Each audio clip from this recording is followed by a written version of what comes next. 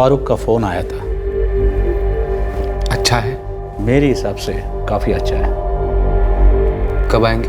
कल दोपहर को। ठीक है, फिर मैं मेहरुन्निसा के साथ बात कर लेता हूँ। अगर सब कुछ ठीक से होगा तो काफ़ी अच्छा है। इंशाल्लाह सब ठीक हो जाएगा। खुदा हाफिज़। खुदा हाफिज़।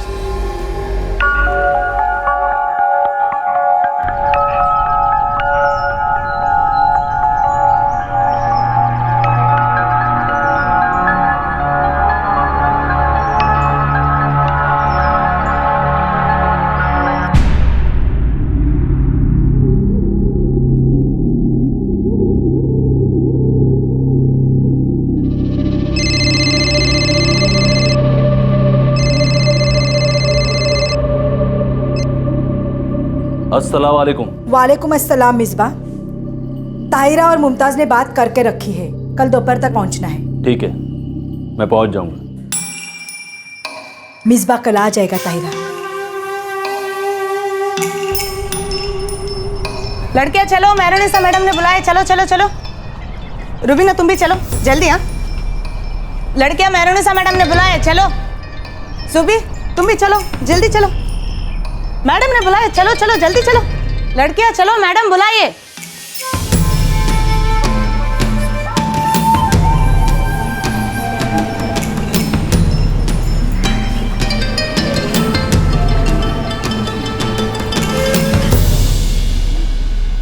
आ गए सर? जी। हमने तुम सबको कुछ बताने के लिए यहाँ बुलाया है। कल का दिन बहुत ही खास है। कल कॉलेज से लौटने के बाद अच्छे कपड़े पहन के 3:30 बजे तक यहाँ पे इकट्ठा हो जाओ। जी। सबसे अच्छा वाला ड्रेस ही पहनना है। अगर किसी हेल्प की जरूरत हो तो हमारे पास या कौसर के पास चले आना। समझ में आया सबको? जी। वैसे मैडम कल है क्या? एक सरप्राइज है, एक सीक्रेट। कल तक वेट करो, सबको पता चल जाएगा। जी।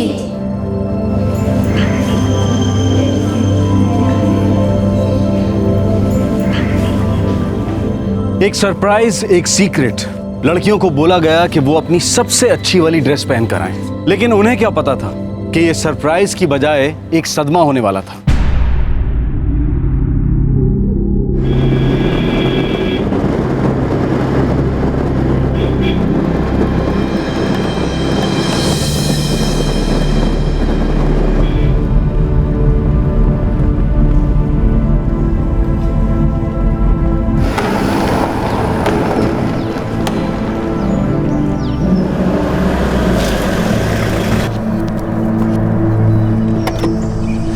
अस्सलाम वालेकुम जनाब। वालेकुम अस्सलाम। मैं फारूक हूँ, यहाँ का कोऑर्डिनेटर। आइए। जनाब ये ज़ैरुद्दीन है, यहाँ के कंट्रोलर। अस्सलाम वालेकुम। मेहरुन्निसा मेट्रन, और ये सरफराज यहाँ के मैनेजर। आइए आइए।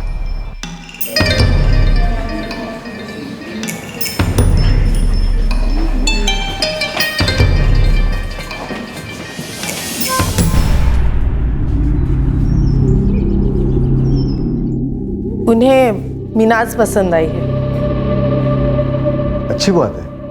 ठीक है, फिर हम 1-2 दिन के अंदर ही सब कुछ फाइनल कर देते हैं। जी हाँ, जितना जल्दी हो सके उतना अच्छा है, क्योंकि मिसबा बस 1 महीने के लिए यहाँ पे है।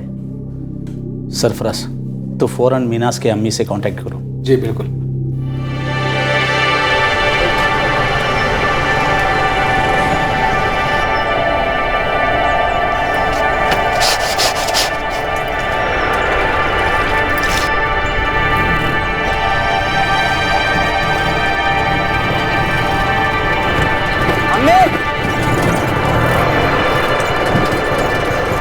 अम्मी। अरे माजिद, अरे इतने जल्दी वापस कैसे आया? अम्मी वो मीनाज के अनाथ आश्रम से फोन आया था, उनको आपसे बात करनी है अभी। अभी?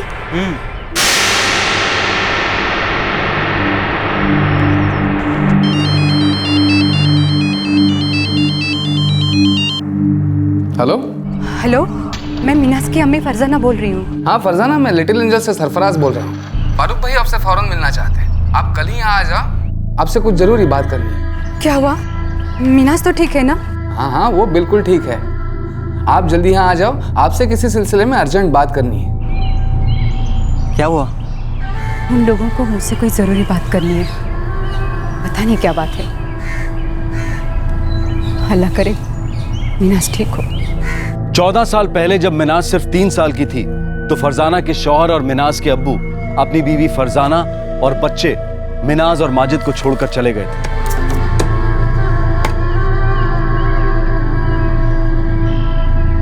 भाईजान, भाईजान 2 दिन हो गए, वो अभी तक आए नहीं। आपको पता है वो कहाँ गए? हाँ फरजाना, वो आया था इधर, लेकिन कुछ जाने के लिए कुछ बोला नहीं, बस इतना बोला कि मैं जा रहा हूँ। मैं उसको रोकने का बहुत कोशिश किया, तुम्हारा वास्ता दिया, बच्चों का वास्ता दिया, लेकिन वो रुका नहीं। लगता है वो अपने जाने का मन बना चुका था, किसी दूसरी औरत का चक्कर लगता है।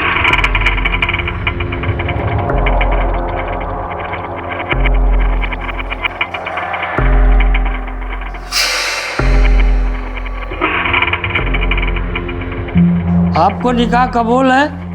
कबूल है।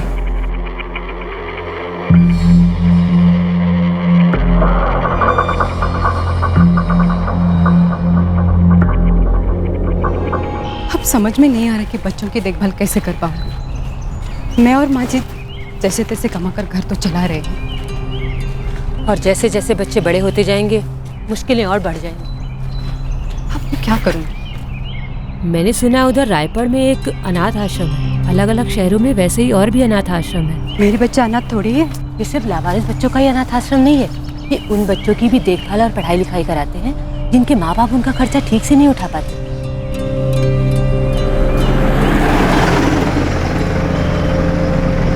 महज 5 बरस की मिनाज को उसकी मां फरजाना अनाथ आश्रम में छोड़ गई। अनाथ आश्रम ने उसे पाला पोसा, पढ़ाया लिखाया, लेकिन अब वही अनाथ आश्रम मिनाज और उसकी मां से कुछ ऐसा चाह रहा था जिसके बारे में उन्होंने ख्वाब में भी नहीं सोचा था।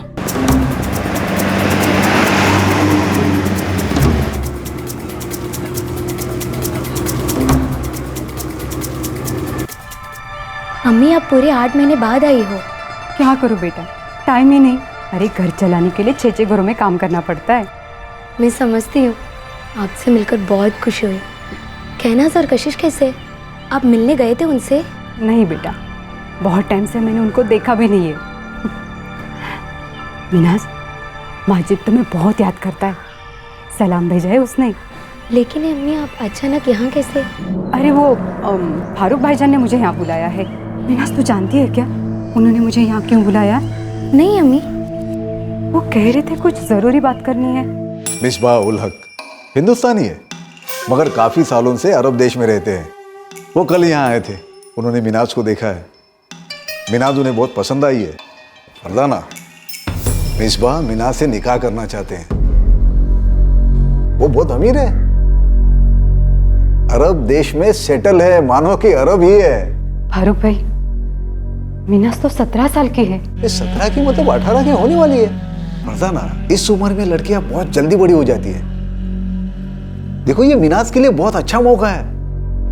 अरे मिसबाह बहुत बड़े आदमी हैं, ये समझ लो कि मिनाज की किस्मत चमक जाएगी।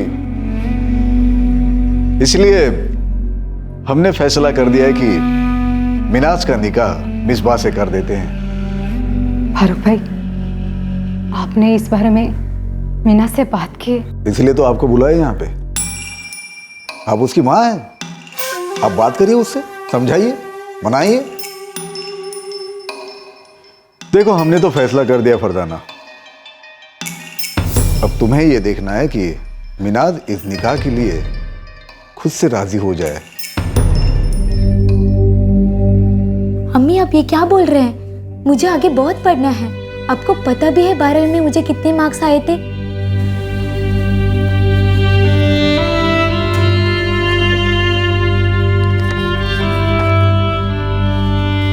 ये देखिए 82% अम्मी। मैं अभी कॉलेज के फर्स्ट ईयर साइंस में हूँ। मैं ग्रेजुएशन करना चाहती हूँ, फिर पोस्ट ग्रेजुएशन, रिसर्च के लिए भी अप्लाई करना चाहती हूँ। और आप ये सब लेकर आए हैं। कौन है ये मिसबाह उल हक? मालूम नहीं बेटा, पर फारूक भाई बोल रहे थे कि वो कल तुम लोगों को देखने आया था। वो कहीं अरब में रहता है। वैसे तो है वो हिंदुस्तानी, पर अब अरब में रहकर वो अरबी हो चुका है। कल का दिन बहुत ही खास है। कल कॉलेज से लौटने के बाद अच्छे कपड़े पहन के 3:30 बजे तक यहाँ पे इकट्ठा हो जाओ। सबसे अच्छा वाला ड्रेस ही पहनना है।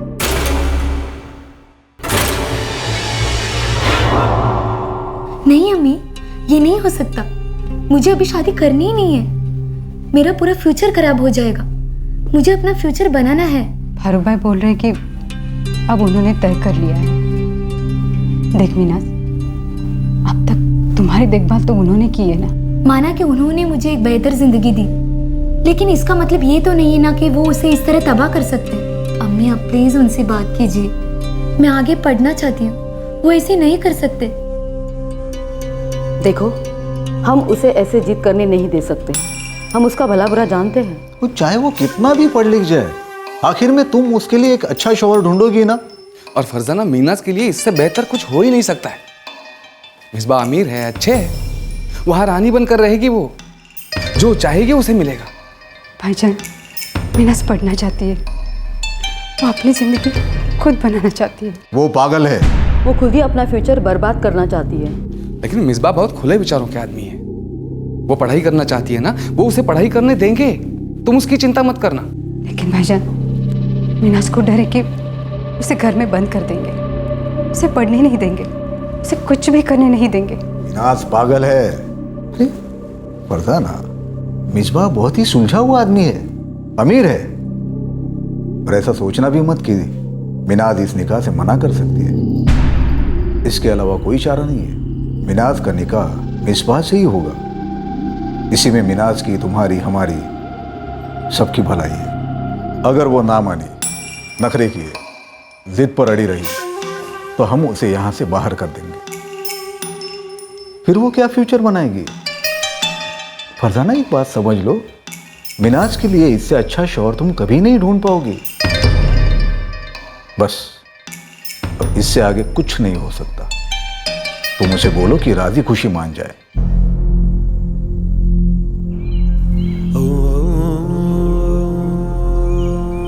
देख मीनाज, ये तेरे भले के लिए है। अगर तू नहीं मानेगी ना, तो ये लोग तुझे निकाल देंगे बेटा। अम्मी, मुझे उस आदमी से निकाह करनी ही नहीं है। मुझे ही क्यों मजबूर किया जा रहा है? क्या वो और किसी को ढूंढ नहीं सकता? मालूम नहीं बेटा, पर इन लोगों ने तो यही फैसला किया है। पता नहीं इनके इसमें क्या मजबूरी है, पर एक जानती हूँ, तेरी ना को ये कभी नहीं मानेंगे। अगर तू नहीं मानेगी ना, तो तेरे आगे की जिंदगी के लिए बहुत बुरा होगा।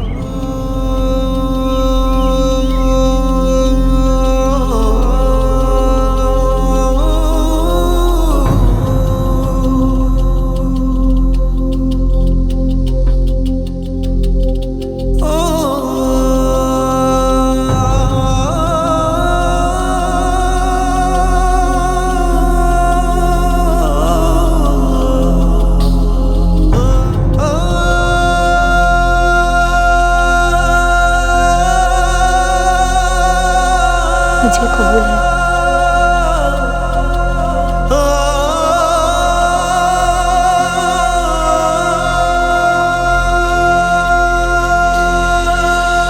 और ये भी मिसबा की ओर से आपके लिए। इन्होंने मिनाज को भी बहुत कुछ दिया है।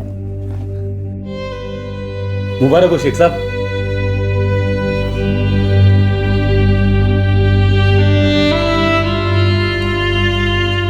आखिर ये शादी थी क्या? मिनाज को इस निकाह के लिए क्यों मजबूर किया गया था? क्यों एक आदमी जो मिडिल ईस्ट में रहता है भारत आता है और एक लड़की की मर्जी के खिलाफ उससे निकाह करता है?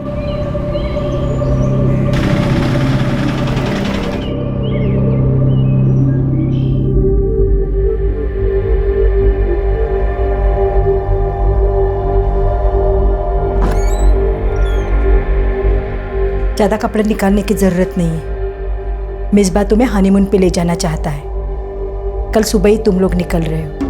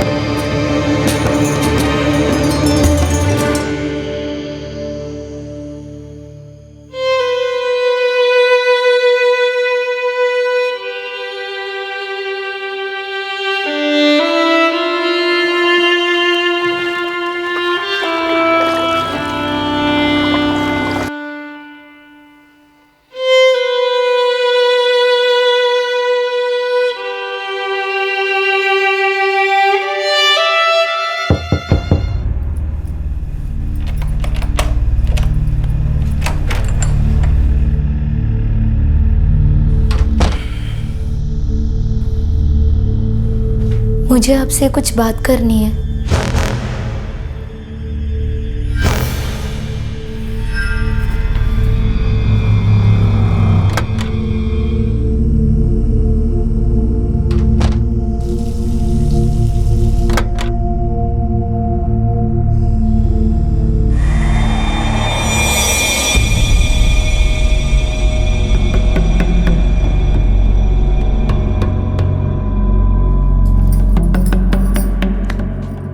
मैं कहना चाहती थी कि मतलब कह रही थी कि बहुत दर्द होता है।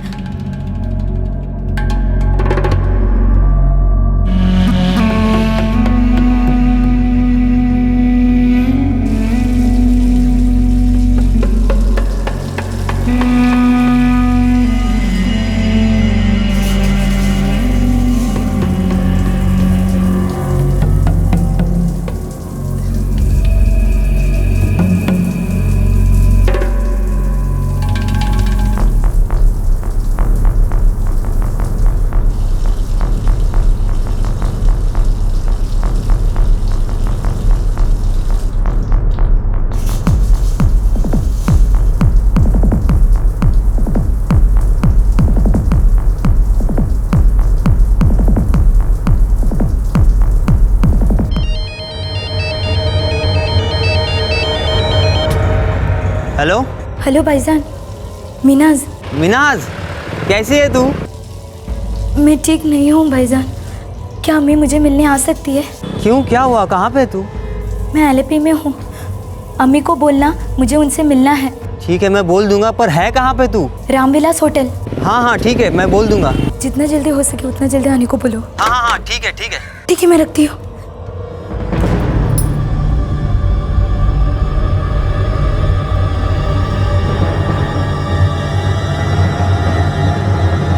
तूने किसे फोन किया था? किसी को नहीं, बस होटल स्टाफ को किया था।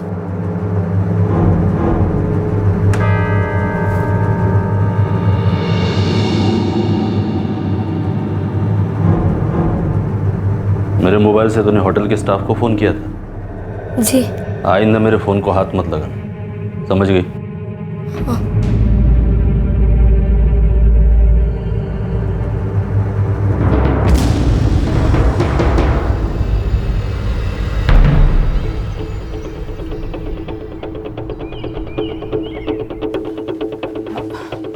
मैडम, मुझे मेरी बेटी से मिलना है। मिनाज नाम है उसका। रूम नंबर मालूम नहीं, पर वो अपने शौहर मिसबा उल हक के साथ यहाँ रुकी है। अब मैं मिनाज की अम्मी फरजाना।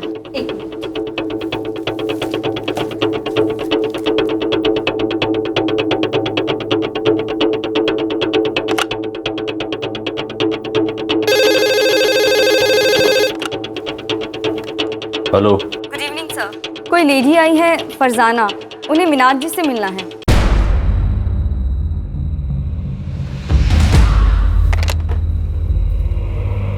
तूने अपनी अम्मी को फोन किया था? वो आई है क्या? तूने मेरे मोबाइल से उसे फोन किया था?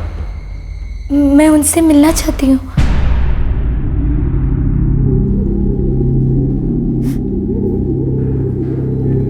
क्या हुआ मिनाज? कुछ गलत किया उसने तेरे साथ? अम्मी वो मुझसे बात नहीं करते हैं, बस रात होते ही एक जानवर की तरह झपट पड़ते हैं।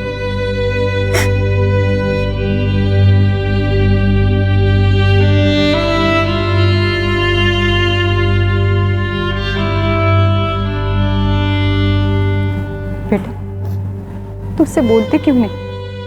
उसे कह दे कि ये सब तुझे पसंद नहीं है। अम्मी वो मेरी बात नहीं सुनते और ना ही कुछ बोलते। बहुत दर्द होता है अम्मी, बहुत दर्द। नहीं बेटा, रोती नहीं, चुप हो जा, एकदम चुप हो जा।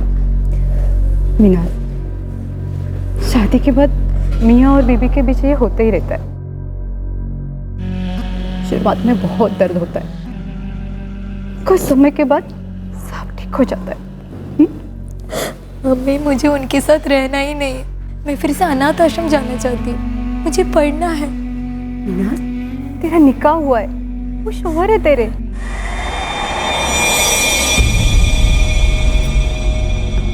अस्सलाम वालेकुम। कमरे में जाओ अभी फौरन।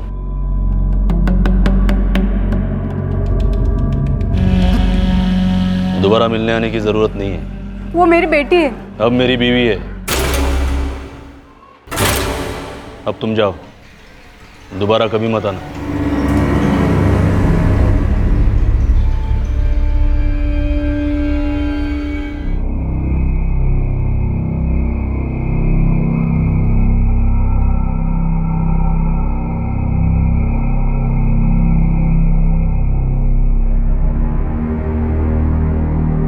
फिर से अपनी अम्मी को या घर पर किसी और को फोन करने की हिम्मत मत करना। आप क्यों ऐसे कर रहे हो मेरे साथ? आपको क्या चाहिए? क्यों इतना तकलीफ दे रहे हो?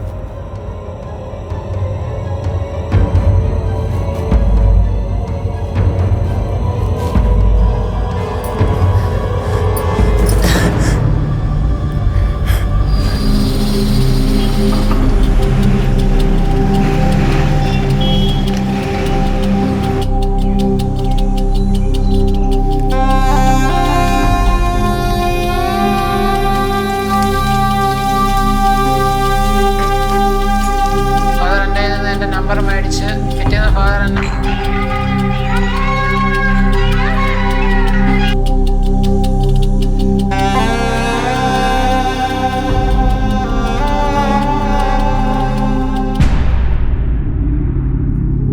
अम्मी वो कहाँ है? कोची गया है, 1 हफ्ते में वापस आएगा। अम्मी मुझे उनसे बात करनी थी। फारूक सर ने कहा था कि निकाह के बाद भी वो मुझे आगे पढ़ने देंगे। तू आगे पढ़ के करेगी क्या? अम्मी मुझे आगे पढ़ने का मन है। देख, मिसबा 1 हफ्ते में वापस लौट आएगा। उसके अरब वापस जाने के पहले तू उससे बात कर लेना।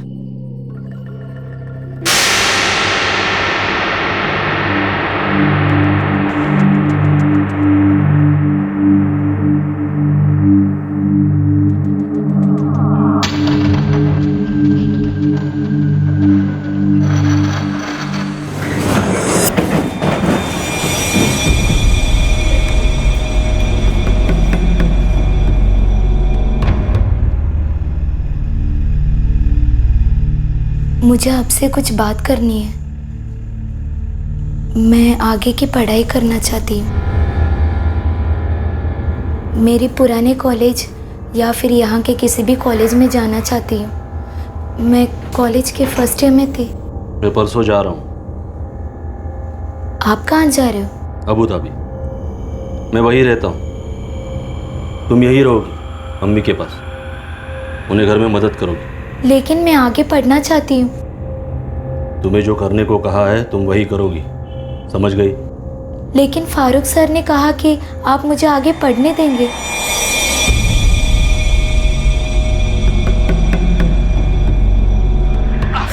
अरे छोड़ दो, मत करिए मेरे साथ ऐसे।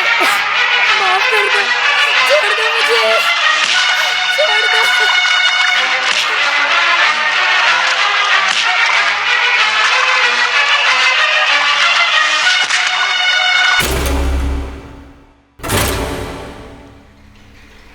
मैं जो कहूँगा तुम वही करोगी, समझ गई?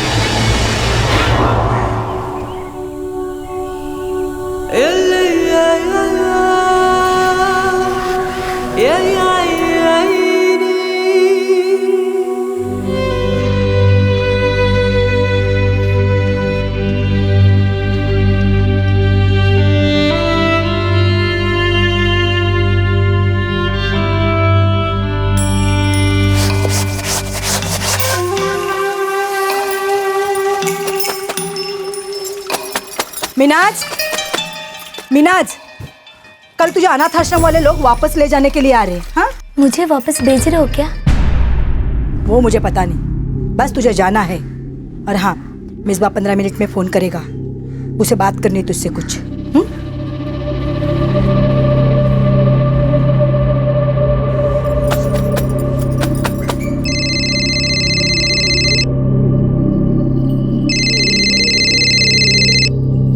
Minaj, Minaj, hello hello Misba. हाँ मिनाज आ रही है, 1 मिनट अभी। लो मिसबा का फोन। हेलो मिनाज जी, 1 मिनट। मिनाज बेटा, मैं मौलवी रियाजुद्दीन बोल रहा हूँ। जी सलाम अलैकुम। वालेकुम अस्सलाम। इस वक्त मैं मिसबाउल हक के साथ हूँ और वो आपसे तलाक चाहते हैं, और मेरी मौजूदगी में वो आपको तलाक दे रहे हैं। मिनाज, मैं तुम्हें तलाक दे रहा हूँ। तलाक, तलाक, तलाक। मिनाज बेटा, तलाकनामा जल्दी आपके पास पहुंच जाएगा। अब तुम अपना बोरिया बिस्तर बांध लो।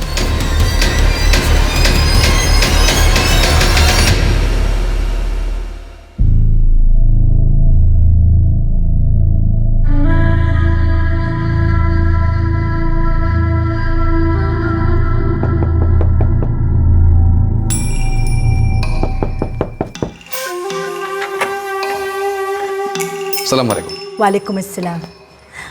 वो तैयार है। मिसबा साहब कैसे हैं? वो ठीक है, जल्दी यूके जा रहे हैं ट्रेनिंग के लिए। अरे वाह, बहुत अच्छी बात है। मैं आती हूँ। वो लोग तुम्हें लेने आ गए।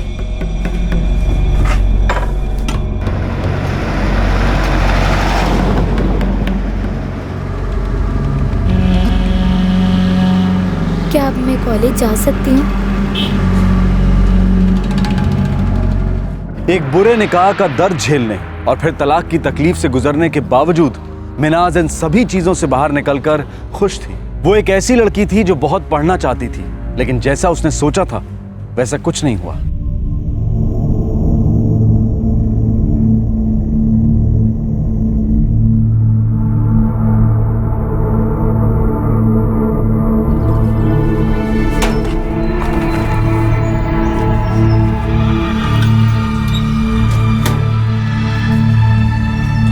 कौसर दीदी, बोलो।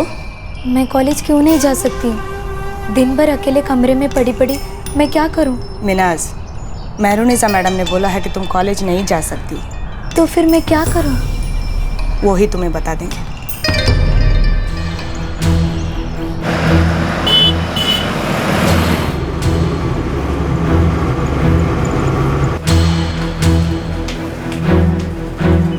मिनाज, मेरी बच्ची कैसी हो तुम? बेटा सब ठीक तो है ना? अम्मी, मिसबा ने मुझे फ़ोन पे तलाक दे दिया। या अल्लाह। मेहरुनिसा दीदी और सरफराज भाई मुझे यहाँ ले आए थे और अब भी मुझे कॉलेज नहीं जाने दे रहे। पर मुझे यहाँ उन लोगों ने क्यों बुलाया? मिनाज, आप दोनों को ऑफिस बुलाया है।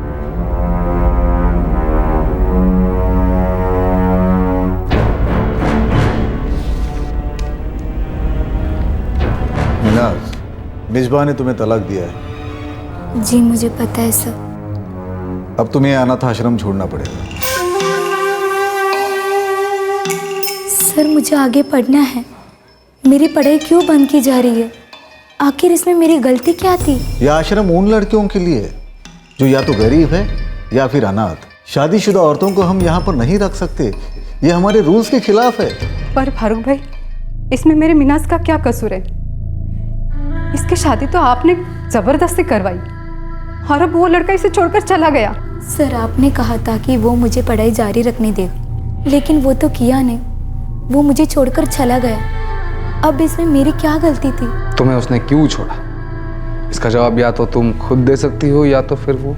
लेकिन वो मुझसे कभी बात नहीं करता था। 1 मिनट मिनाज, अब बैद बढ़ा के कोई फायदा नहीं होने वाला।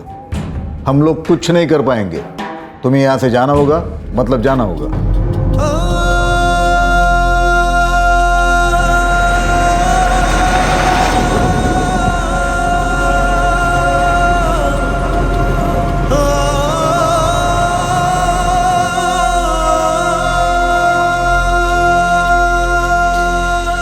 मम्मी, क्या मैं कॉलेज जा सकती हूँ? अब मैं क्या बोलूँ बेटा, मेरी इतनी कमाई तो है ही नहीं। क्या मैं माजिद भाईजान से बात करके देखूं?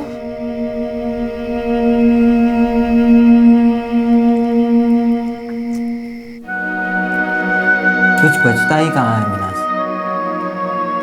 भाड़े का ऑटो है और इसे अपनी शादी के लिए भी कुछ बचाना है। तो अम्मी अब मैं क्या करूं? देख मिनाज, जो होना था वो हो चुका है, अब हालात को बदला नहीं जा सकता। बेहतर यही होगा कि तू इसे अपनी किस्मत समझ के मान ले। मुझे लगता है कि तू अम्मी के साथ कोई काम ढूंढ ले। तेरे सामने पूरी जिंदगी पड़ी है मिनाज।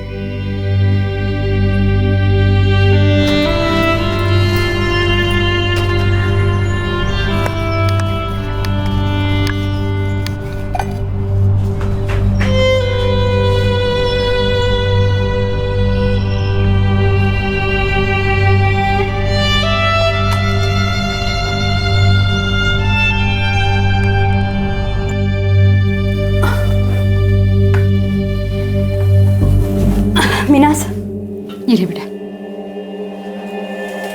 अम्मी, क्या हम जहरुद्दीन सर से बात करके देखें? वो अनाथ आश्रम के कंट्रोलर है।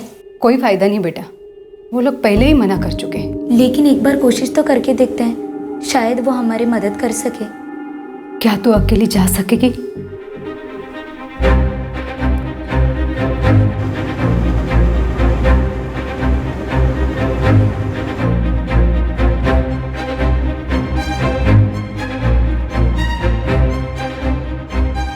सर सब जानते हैं कि हमेशा मैं अच्छा मार्क्स लाती हूँ।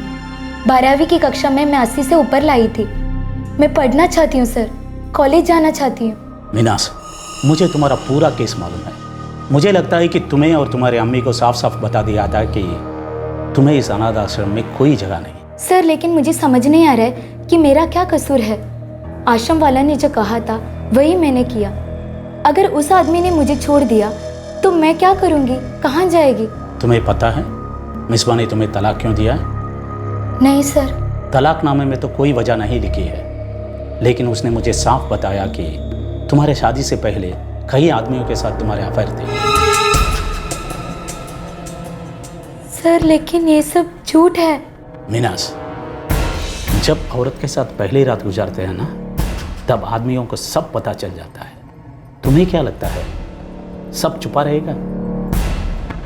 लेकिन अगर मुझे पहले ही ये सब मालूम होता तो तभी तुम्हें अनाथ आश्रम से निकाल देते थे।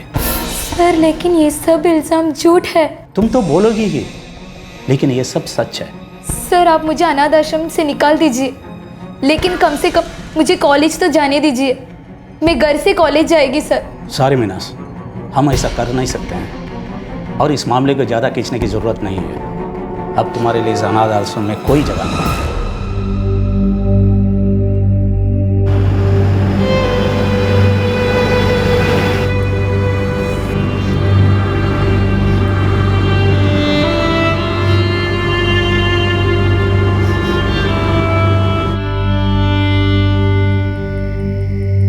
मैंने तो पहले ही कहा था मिनाज, तेरी किस्मत में जो लिखा है उसे मान ले। सच को मान और आगे बढ़, इसी में तेरी भलाई है। मिनाज, खाना खा ले बेटा, भूखे रहने से कुछ बदलने वाला नहीं है। क्या ये किस्मत का खेल था जिसने मिनाज को ऐसे हालात का शिकार बनाया, या फिर अनाथ आश्रम के अधिकारियों और एक आदमी की मिलीजुली साजिश जिसने कभी जाहिर नहीं होने दिया कि वो एक 17 साल की लड़की से शादी क्यों करना चाहता है? इस सब के अलावा मिनाज के ऊपर सरासर झूठे इल्जाम लगाए गए। मिनाज चाहे कमजोर थी, लेकिन उसने अपने ऊपर लगे इल्जामों को कभी नहीं माना और ना ही उसने पढ़ाई करने की अपनी इच्छा को कमजोर पड़ने दिया। कॉलेज जाने और अपना भविष्य बनाने का उसका इरादा एकदम पक्का था। तू पागल हुई है मिनाज? अम्मी मुझे पता है कि काम करके अपनी ज़िंदगी बसर करने में कोई गलती नहीं है, लेकिन मुझे ये भी पता है कि मैं अपनी ज़िंदगी में कुछ और बेहतर कर सकती हूँ। मेरी गलती नहीं थी अम्मी, मुझे मजबूर किया गया था और ये सब मुझ पे तोपा जा रहा है। अब इससे निकलने का कोई ना कोई रास्ता होनी चाहिए। मीनाज, तुझे क्या लगता है मैं क्या हूँ? अरे मैं लोगों के घर में काम करती हूँ, मैं किसी वकील को नहीं जानती और तू कह रही कि तुझे किसी वकील से बात करनी? अम्मी, आप जिस बंगले में काम करते हो ना, वो एक वकील का है। मैंने उस बंगले के बाहर उनका बोर्ड लगा हुआ देखा। उनका नाम भी एडवोकेट नसीम अहमद।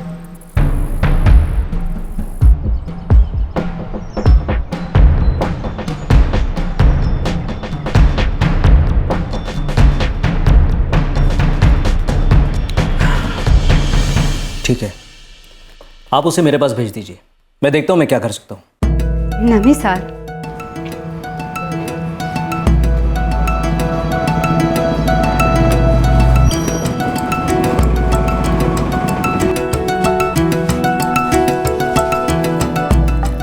बैठिए। नहीं सर, मैं ठीक हूँ। बैठ जाओ, मैं कह रहा हूँ। मिनाज, मुझे तुम्हारे अम्मी से पता चला कि तुम्हारे साथ क्या हुआ था। उस आदमी ने अबू धाबी से फोन करके तुम्हें तलाक दिया। जी सर। तुम्हारे पास वो तलाकनामे की कॉपी है? हाँ।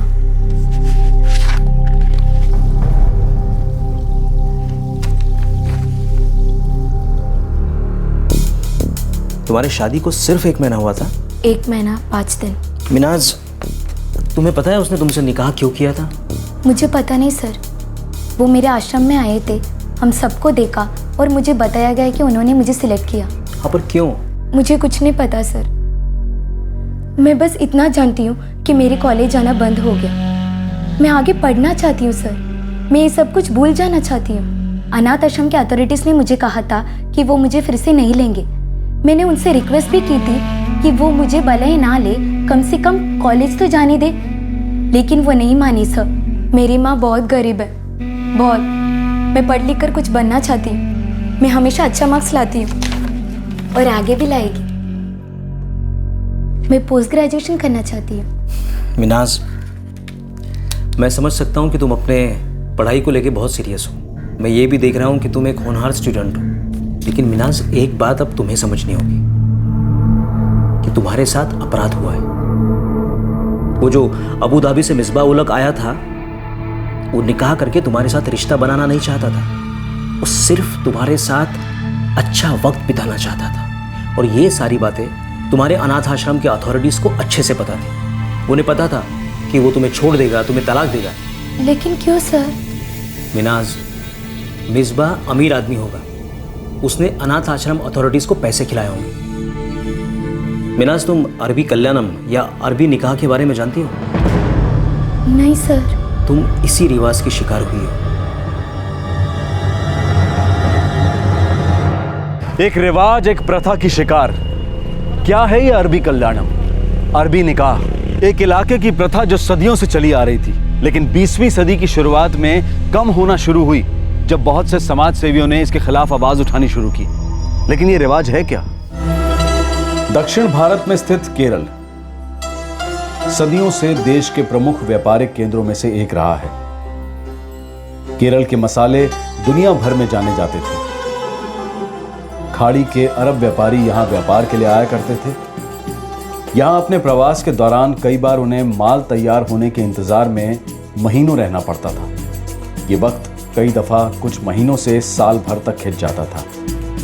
इस दौरान अपना समय बिताने के लिए ये अरबी लोग गरीब परिवारों की लड़कियों को खोजते थे। वो इस अवधि के लिए उनसे निकाह करते थे और जाते वक्त तलाक देकर चले जाते थे। शादी के बदले में लड़कियों और उनके परिवार वालों को पैसा दिया जाता था। आगे चलकर यही प्रथा अरबी कल्याणम कहलाई। ये बिना किसी बंधन वाली एक मौका परस्त शादी होती थी। मिनाज इसी रिवाज की विक्टिम थी जिसे आधिकारिक रूप से खत्म मान लिया गया था। मुझे कुछ नहीं पता सर, इसमें मेरी कुछ भी गलती नहीं है। ये सब जबरदस्ती करवाया गया था और मैं ये सब झेल रही हूँ। कुछ भी हो, मुझे मेरी पढ़ाई जारी रखनी है। मिनाज, मुझे पता है तुम अपनी पढ़ाई जारी रखना चाहती हो, लेकिन अब मैं जानना चाहता हूँ कि क्या तुम इसकी कंप्लेंट करने आगे आओगी? देखो मिनाज, जो तुम्हारे साथ हुआ है, हो सकता है अनाथ आश्रम की और भी लड़कियों के साथ ऐसा हुआ हो या आगे भी होगा। तुम्हारी एक कंप्लेंट उन सभी की जिंदगी बचा सकती है। और मैं तुमसे वादा करता हूं, मैं तुम्हारे हक के लिए लड़ूंगा, मैं तुम्हारे पढ़ाई के लिए भी लड़ूंगा।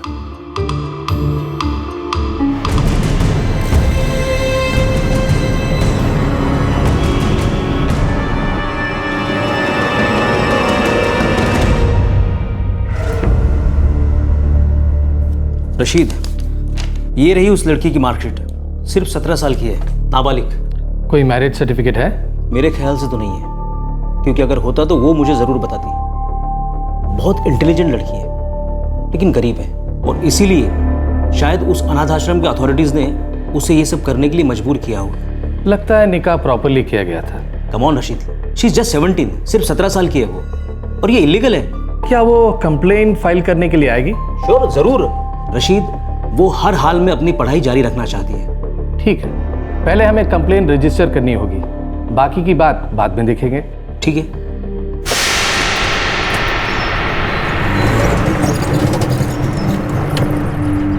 मिनाज, मिनाज, तेरे लिए उस वकील अहमद साहब का फोन था, उनके घर पे बुलाया है फौरन। जा बेटा, जल्दी जा बेटा।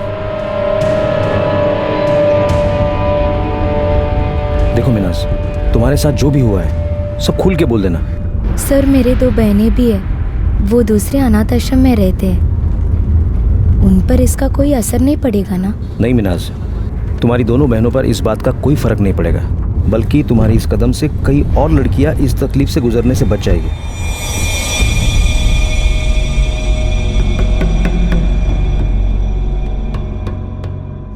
मिनाज, शुरू से सब कुछ बताओ, तुम्हारे साथ क्या क्या हुआ था?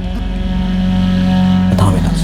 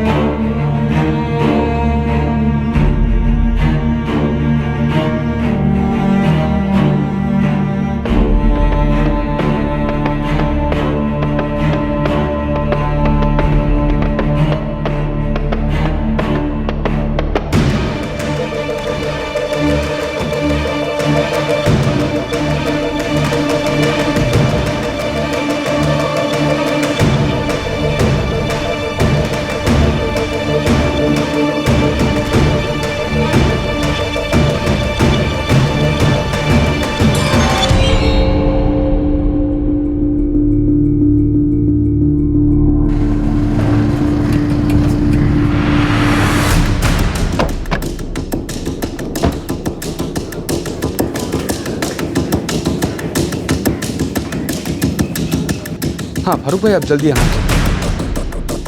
नहीं अभी आ जाइए सर, वो 2 लोग आए, बहुत पूछताछ कर रहे हैं। हाँ, एक वकील है और एक चाइल्ड केयर कमेटी से।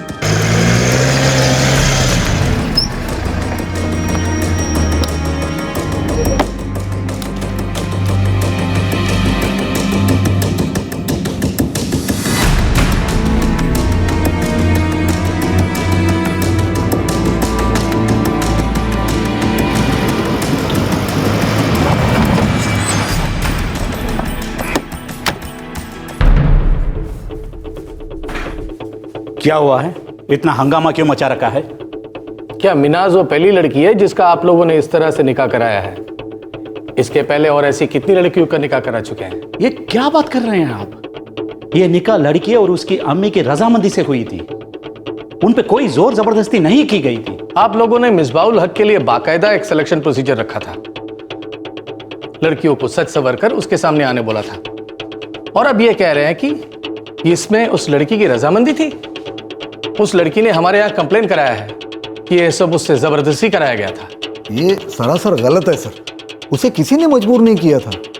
हम क्यों जबरदस्ती किसी का निकाह कराएंगे? देखिए, मेरी आप लोगों को एक सलाह है, आप लोग सब सच बता दें, वरना कानून के डंडे को सच उगलवाना आता है। देखिए, हम एक जिम्मेदार ऑर्गेनाइजेशन है, चैरिटी होम चलाते हैं। सभी लड़कियों का पालन पोषण, शिक्षा, फिर उनकी सेटल होने तक जिम्मेदारी हमारी है।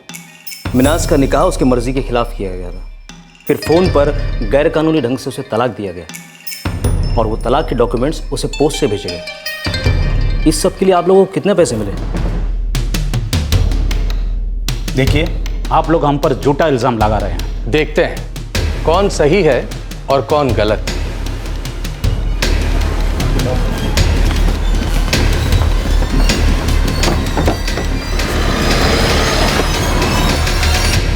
इस लड़की ने नाक में दम कर दिया है।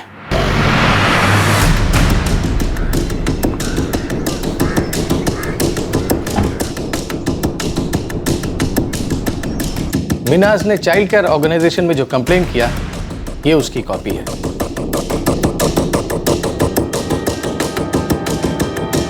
इमीडिएटली इस पे एक्शन लिया जाना चाहिए और जो एक्शन लेंगे उसकी रिपोर्ट हमें जल्दी मिलनी चाहिए। सर, हो जाएगा। Thank you.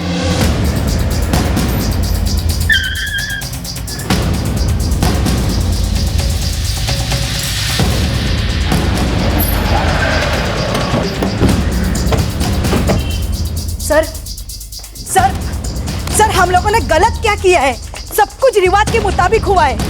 रिवाज के मुताबिक लड़की को सब कुछ दिया था हम लोगों ने, फिर लड़की ने क्यों कंप्लेंट की है? सर सर सुनो ना, क्या हुआ?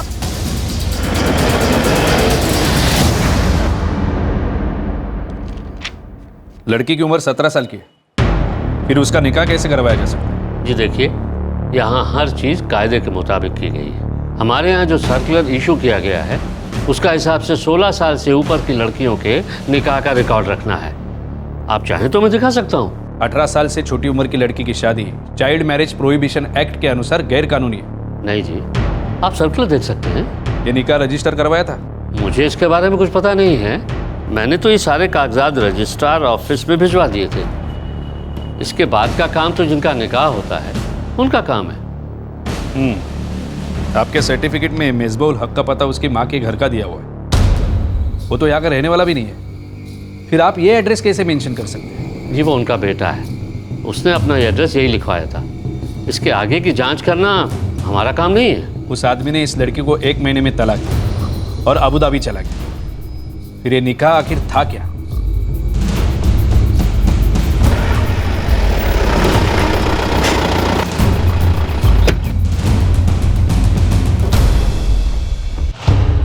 मेरे सर्टिफिकेट इश्यू नहीं हुआ है।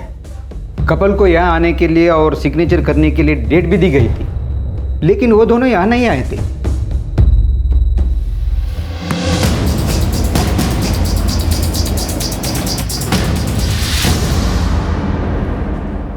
सर हमने क्या गलत किया है? सब कुछ फर्जी है। जब निकाह रजिस्टर नहीं हुआ तो तलाक कैसे हो गया? सर मेरे बेटे मिसबा ने फोन पे तलाक दिया है। सिर्फ फोन पे तलाक तलाक तलाक कह देने से तलाक नहीं होता, ये इनवैलिड है। लेकिन हमें यहाँ क्यों लाया गया है सर? देखिए सर, जो भी हुआ था वो लड़की और उसके परिवार वालों के रजामंदी से हुआ था। अनाथ आश्रम का इस्तेमाल किया गया है। साफ सी बात है, वहां के अधिकारियों की मदद से ही आप और आपका बेटा वहां पहुंचे।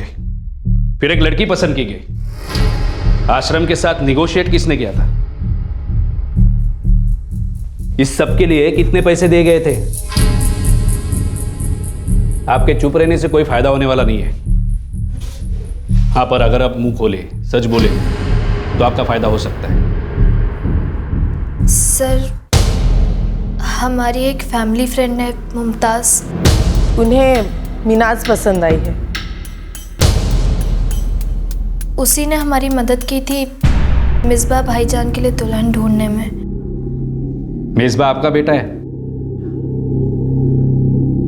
हाँ, वो मेरा बेटा है। वो तो गल्फ में रहता है, उसके फादर भी वहीं पे रहते। ये उसके पेपर्स है जो उसने पासपोर्ट ऑफिस में दिए। जब वो गल्फ का रहने वाला है तो उसने यहाँ आकर एक नाबालिग लड़की से निकाह क्यों किया? उसे जगह जगह ले जाकर उसके साथ हनीमून मनाया और फिर वापस चला गया और उसे तलाक दे दिया। ऐसा क्यों किया उसने? बोलो।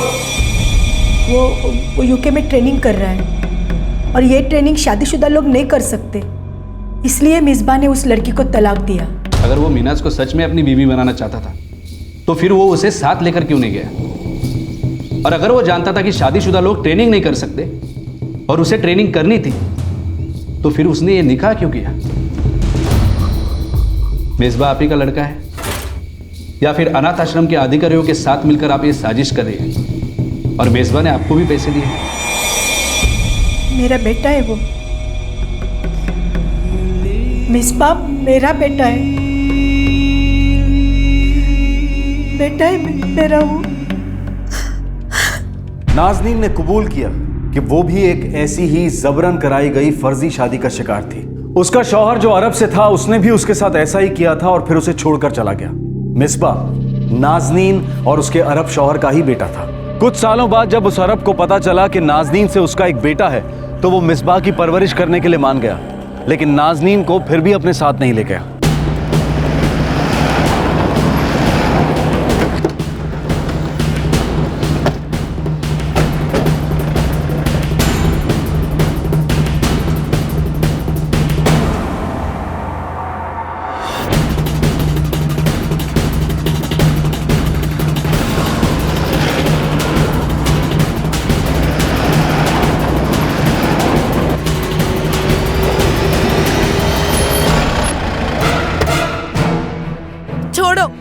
छोड़ो मुझे।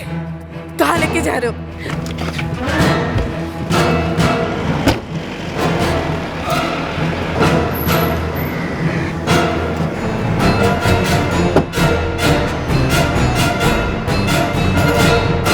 इस सब में कुछ लेन देन तो जरूर हुआ है। मुमताज और ताहिरा, मेजबा की जो सौतेली बहनें, उन्होंने इसमें मीडिएटर्स का काम किया है। अनाथ आश्रम की बाकी लड़कियों का क्या? हमने सारे रिकॉर्ड्स चेक किए, अनाथ आश्रम की हर लड़की के बारे में जांच की। ये वहां का ऐसा पहला केस है। लेकिन अगर ये बात सामने नहीं आता तो हो सकता है कि वो लोग और लड़कियों के साथ भी ऐसे ही करते। हो सकता है। हम मेजबा उल हक का नाम चार्जशीट में डाल रहे हैं, लेकिन वो गल्फ का रहने वाला है। हम आगे देख लेंगे। आपने बहुत जल्दी एक्शन लिया, इसके लिए थैंक यू।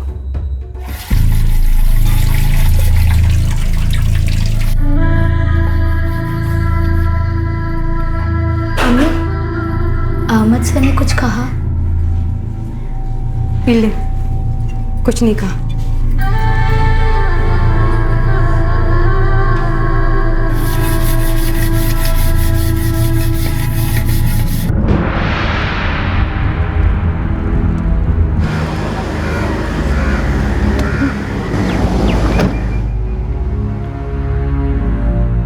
ये देखो रशीद, मुझे इस लड़की का रिहैबिलिटेशन करना है।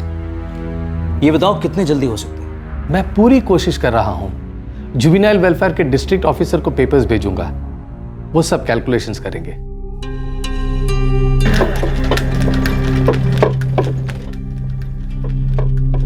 मिनाज, तुम आगे आई, तुमने कंप्लेंट की, इसीलिए आज इन सभी लोगों को चार्ज किया जा सका है। एंड आई प्रॉमिस कि मैं इस केस को एंड तक ले जाऊंगा जब तक सभी आरोपियों को सजा ना मिल जाए। सर, मैं कॉलेज ज्वाइन करना चाहती हूँ। डिस्ट्रिक्ट ऑफिसर इसकी कोशिश कर रहे हैं मिनाज।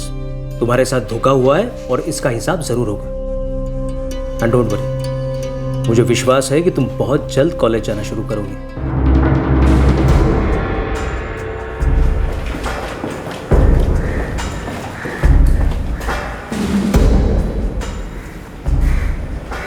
सर, ये सारी कैलकुलेशंस हैं।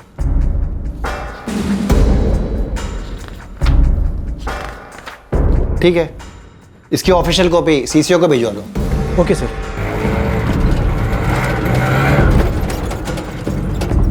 अरे मिनाज, वो अहमद सर का फोन आया था, तुझे फौरन बुलाया। चल चल, मैं तुझे छोड़ता हूँ। हाँ हाँ।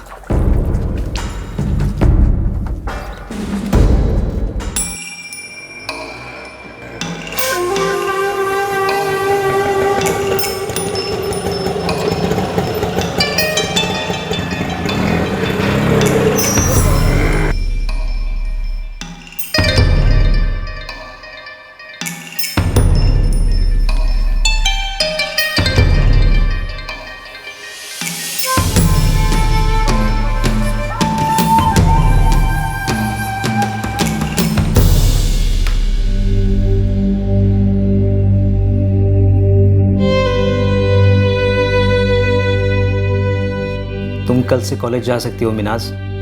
Thank you sir, thank you so much. मुझे थैंक यू कहने की जरूरत नहीं है मिनाज, तुम एक बहुत बहादुर लड़की हो और ये लड़ाई तुमने खुद लड़ी है। डिस्ट्रिक्ट ऑफिसर के मुताबिक जब तक तुम 21 साल की नहीं हो जाती तुम्हें हर महीने 10,000 रुपये मिलेंगे तुम्हारे एजुकेशन और रिहैबिलिटेशन के लिए। और हाँ, तुम्हें और तुम्हारे परिवार के रहने का इंतज़ाम या तुम्हारे हॉस्टल का रहने का इंतज़ाम भी किया जाएगा। मिनाज, सीसीओ ने तुम्हारा कॉलेज में एडमिशन करवा दिया है। थैंक यू सर, मैं जिंदगी भर आपकी आभार रहूंगी। ऐसी कोई बात नहीं है मिनाज, मैंने जो भी किया है वो कुछ भी नहीं है। दरअसल तुम्हें जो भी मिला है उसकी असली हकदार तुम खुद हो। I am proud of you Minaj.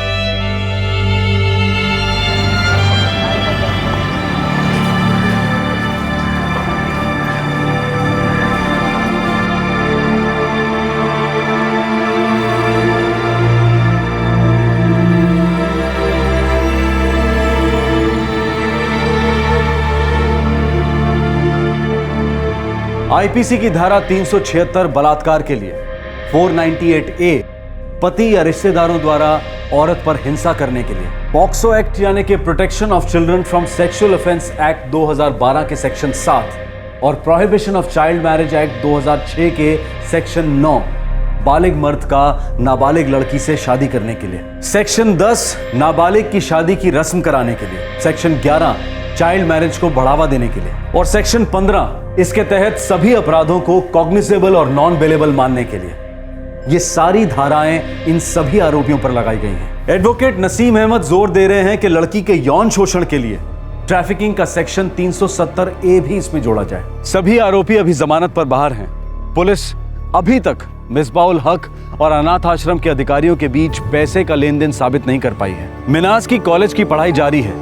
CCO ने राज्य सरकार को मिनाज का रिहैबिलिटेशन पैकेज भिजवा दिया है। एडवोकेट नसीम अहमद पुलिस के कोर्ट में चार्जशीट दाखिल करने के बाद हाई कोर्ट में रिट पिटिशन दाखिल करने की सोच रहे हैं ताकि मिसबाउल हक का एक्स्ट्रेडिशन हो सके। ये केस जब मीडिया के जरिए लोगों के सामने आया तो बहुत बवाल खड़ा हुआ। सबका यह मानना था कि ये सबकी निगाहों में केस इसलिए आया क्योंकि मिनाज एक पढ़ी लिखी लड़की थी और अपनी पढ़ाई को लेकर बहुत ही सीरियस थी, इसलिए उसने आवाज उठाई। मिनाज के जैसी और बहुत सी लड़कियों के साथ शायद ऐसा हुआ होगा या आगे ऐसा हो सकता है, लेकिन मिनाज के सामने आकर खुलकर बोलने से इस समस्या पर लोगों का फिर से ध्यान गया है। खुले दिमाग और प्रगतिशील विचारों वाले बहुत से लोगों और संस्थाओं ने हर स्तर पर इसके बारे में बात करनी शुरू की है। मिनाज कभी किसी से इसके बारे में बात नहीं करती, हालांकि उसके कॉलेज के सब लोग मीडिया की वजह से इस केस के बारे में जानते हैं। हर कोई उस लड़की की बहादुरी और जज्बे को सलाम करता है, लेकिन कोई ये नहीं जानता कि वो लड़की मिनाज है। आपसे फिर मुलाकात होगी क्राइम पेट्रोल दस्तक में एक और नए केस के साथ। तब तक अपना ख्याल रखें, सुरक्षित रहें और याद रखें, बेहतर समाज बनाने के लिए हमें अपनी पुरानी दकियानूसी प्रथाओं से बाहर निकलना होगा। जय हिंद। इस तरह के और भी एपिसोड देखने के लिए हमारे चैनल को सब्सक्राइब करें और बेल आइकन दबाना ना भूलें।